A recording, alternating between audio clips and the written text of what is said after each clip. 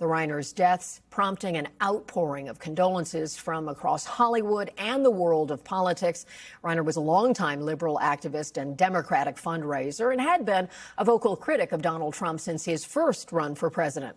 Mr. Reiner appeared on this program during the 2016 Democratic National Convention, where he spoke about then-candidate Donald Trump.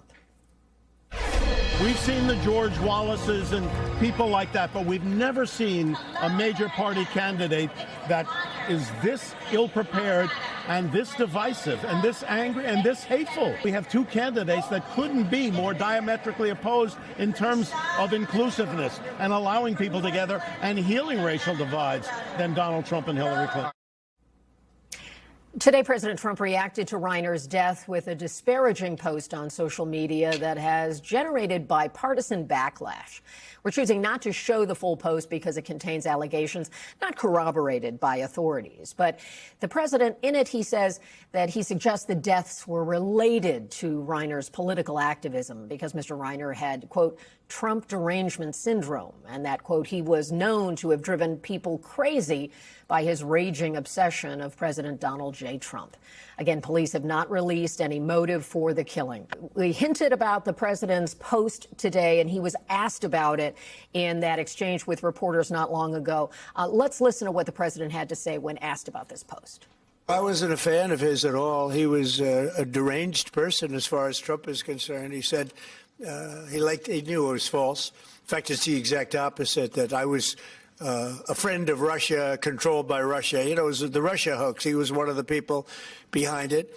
I think he hurt himself in career-wise. So he became like a deranged person, Trump derangement syndrome. So I was not a fan of Rob Reiner at all in any way, shape, or form. I thought he was very bad for our country. So the question that was posed to the president was, do you stand by that post? And I guess we can discern from his response that, yes, he does. We've heard so much from the president over the years, harsh language, coarse language, and yet this seemed a bit surprising in the sense that there wasn't an obvious reason why the president would need to weigh in on this matter. Yeah, that's the thing. The president has a choice. He can either say something or not, and he chose to say something in this.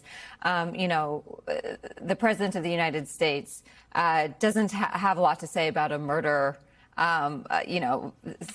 issue in Los Angeles with someone who's famous, but it's a repeat thing of the president who values loyalty and someone being with him over anything else. One thing that really stands out to me is Utah Governor Spencer Cox. In an interview last week, he said that the president told him in the aftermath of the Charlie Kirk murder that his job is not to unite the country. And that was just a really telling anecdote of where the president is and what he views his role is as leader of the United States.